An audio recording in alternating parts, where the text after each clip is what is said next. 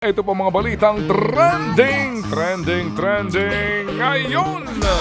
Unang trending na balita, viral ang self-cleaning toilet sa Paris. Pwedeng gamitin ng libre ang mga Sani set na ito. At may higit 400 stalls sa buong lungsod. Taray! Pagkatapos gamitin ang pasilidad, tutupi ang toilet at lilinisin ito automatically. Nalilinisan rin ang sahig gamit ang disinfecting solution. Ang buong prosesong ito, tumatagal ng hanggang 2 minutes lang mga kapatid. Pero kung talagang hindi mo na kayang pigilan ang tawag ng kalikasan, merong tinatawag na revolving toilet sa the Netherlands.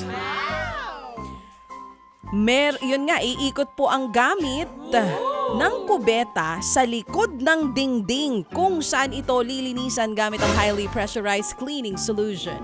Samantala, back-to-back naman ito ang pangalawang kubeta na malinis at ready to use na rin. Ang galing! Siyempre, ang sahig ng Casillas may wash at dry cycle na rin. Kala ko nasa Japan yung mga high-tech na mga banyo eh.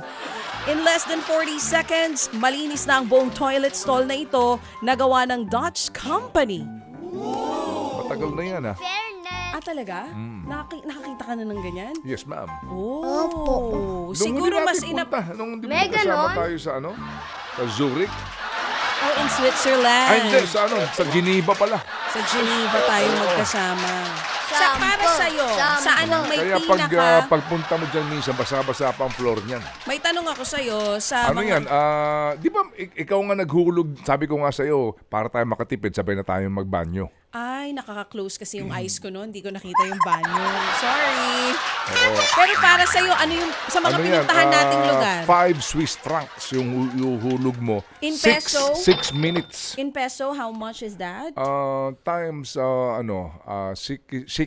62. 62 o 57. Mga ganun. May Anyway. bayad pala. So sa lahat ng mga bansang napuntahan natin, saan ang para sa'yo pinakamalinis, pinakamaganda na mga banyo at pinaka-high-tech? Marami naman sila.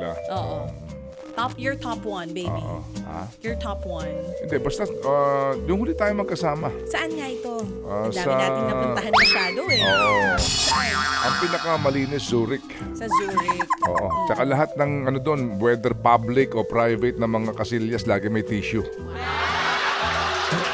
Kasi naman, yung kung magkano kinonvert ko, kada isang ihi, 360 pesos naman pala. Oo. Abay, dapat talagang malinis. Pag ako yan, pipigilan ko na lang ang ihi ko.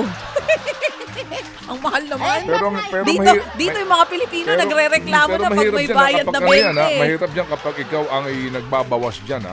Nagbabawas na. Kasi Oo, kung bakit? yung, di ba nga, ang pwesto niya, nandoon sa may parang open space, nasa gitna siya. So, uhulugan mo siya ng 5 francs. Bubukas, 6 minutes may timer doon. O kung nagbabawas ka, nakaupo ka doon, yung pinto naman doon at saka yung hulugan nasa labas eh. Oo. Kung tapos na yung 6 minutes, hindi ka pa tapos, bubukas yan gano'n, makikita ka ng buong naandun sa lahat. Nakikita ka nga, as in, nakaupo ka doon, makikita ka ng lahat. O di pag nakita ka, mag-smile ka na lang. Gumanong ka. Oo. Tingin nyo. Ganon. Oo, grabe no, high-tech dito sa atin eh. Anyway, Wala eh. hindi sa atin dito at least, di ba sa EDSA wala na ba yung ginawa? Yung, Baka nanakaw na rin. yung bakal na ginawa natin ng istorya dati? Basta tandaan mo, lahat ng may bakal sa kalsada nanakaw. Yun nga pampam para doon sa mga bisikleta, So, nanakaw malangit na nawa, lahat may eh. invento nun. Wala na. Yung urinal. Mahal lang pondo na nagamit doon. Pero yung may urinal na yon, may pinanggalingan din yun. Oo. Yung mga pink urinal sa Oo. EDSA, naalala ho ninyo? Oo. Sorry po, di ba? Maamoy. Oo. May pinanggalingan din yun. Ginaya naman nila yun doon sa Amsterdam. Oo. Sa Red Light District, may mga ganun din eh. Maamoy din sa Amsterdam? Ha? Maamoy din? Ibang amoy, Dutch.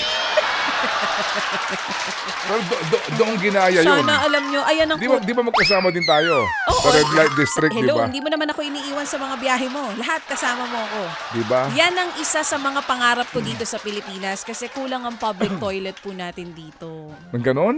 Yung maayos, ito yung ganon. Akala ko. Yung maayos at walang amoy. Di ba, baby? Ha? Yung maayos sana. Sana pagkagastusan din. Depende Pati kaya sa bawasan nyo yung budget ng DPWH kaysa gawa kayo ng gawa ng mga kalsadang sige, maayos. tapos na ba diba? tayo? Hindi pa tayo tapos. May isa pa. Ikaw kasi dinala mo ko sa Switzerland. Ito na. Sa usapin nga ng automatic, etong robot na ito naman, nahuhulaan daw ang iyong emotion. Ba? Robot na lang huhula? Robot na nanghuhula ng emotion. Dinisenyo ng Columbia University Creative Machines Lab sa Amerika si Emo. Yan ang pangalan ng robot. Isang AI-powered robot na nakakahula ng facial expressions at nagagaya ito almost instantly. Parang mahirap yata paniwalaan na robot nang huhula. Totoo ito. Hindi nga, parang mahirap paniwalaan yung robot Kumbaga, na nanghuhula. titignan ka lang niya, mahuhulaan niya. May high-resolution kababalaghan camera ito? si Emo sa kanyang mga mata. Para talagang nag-eye Nagbebenta ba contact rin, kayo. nagbebenta ba rin niya na kung ano-anong herbal? Hindi. Oo. Sa Quiapo, maraming ganyan eh. Yung mga manghuhula, bakit bebentahan ka ng herbal? Hindi. Ayan o, ayan. Ganyan siya ginagamit. Titignan ka niya. Tapos, Pero parang scary naman. Nakakatakot. Ito nga, oh, may high... hindi naman siya nanghuhula ng gagaya. Oh. Hindi Tingnan nga. mo, hindi Pakinggan mo naman ito. nanghuhula ng gagaya eh. Pakinggan mo. Sige. May high-resolution camera si Emo sa kanyang mga mata. So may eye contact siya dun sa tao.